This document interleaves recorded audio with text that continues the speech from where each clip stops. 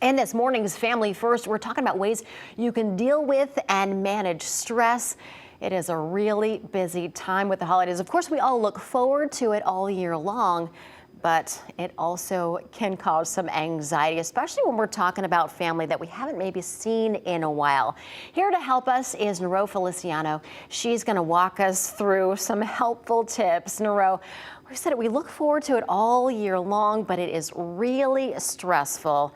And like I said, sometimes we haven't seen these people, family, friends, loved ones, in a while. And maybe the last time we did, it didn't go quite as well as we thought it was going to at the dinner table, right? What should we do to prepare beforehand?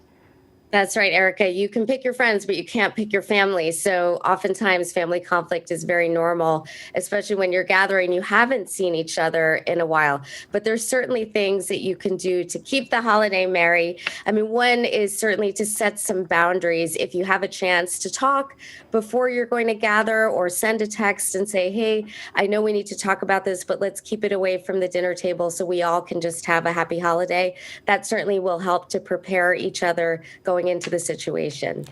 Unfortunately, sometimes when you're there at the dinner table in the moment, those conversations can take a turn and you're not really prepared for it. So do you have any suggestions on how to get out of those pickles? Yes, I mean, they can take a turn and you might not have that time. So you can change the subject lightly. You don't want to get sucked into that conflict and create tension in that moment.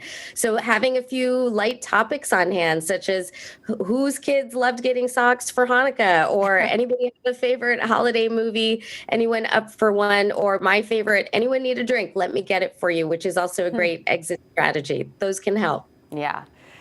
And one thing to keep in mind is probably that you weren't with those people last year because of COVID. So few of us got together. At least we can be together, and that might help in the situation. Yes, and even just focusing on gratitude, something like you just said, helps to keep you grounded in a perspective. So oftentimes, if you know you're going to see someone where there is tension and conflict, go into it thinking about 3 good things that you're grateful for. That helps you to remember what's going right, even in the midst of some tension, and can keep you grounded in that bigger picture perspective. All right, so say we did all those things. We're trying to keep them all in mind, but we just feel like, oh, things have taken a turn. We're not sure what to do. Suggestions there. Breathe. Breathing works. And those the deep right breaths, right? Those deep breaths and the right kind, like I tell my clients, a 4-second inhale, 6-second exhale. It's that longer exhale that helps to bring down that holiday fight or flight response you might be having. And that will reverse that response and keep you in a place of calm in less than 2 minutes if you try it. It works for Navy SEALs to keep calm during combat, so I'm sure it can work for our holiday conflict as well. All right, deep breaths. We'll definitely keep that in mind.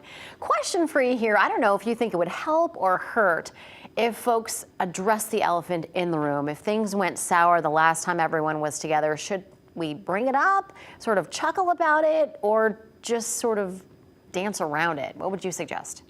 You know, the holiday may not be the best time to do that. And even if we joke lightly about it, it may create tension and conflict that other people get involved in who are not actually involved in the conflict.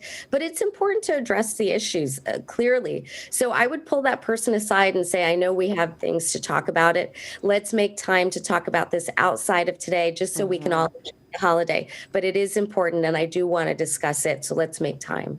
Maybe if you have time before or after to squeeze in a little coffee date, right?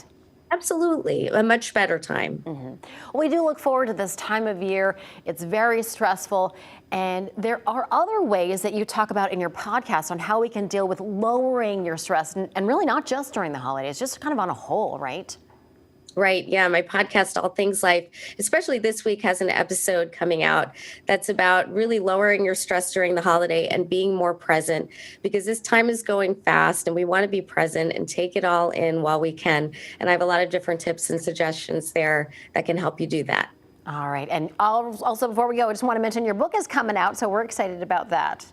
Yes, April 5th, This Book Won't Make You Happy, 8 Keys to Finding True Contentment. You can find it anywhere books are sold right now, pre-order, but it comes out in April. But again, living a life of more contentment, being more present, and certainly less stress. I know your tips on dealing with stress have certainly helped me, Nero. Thanks so much. I really appreciate it.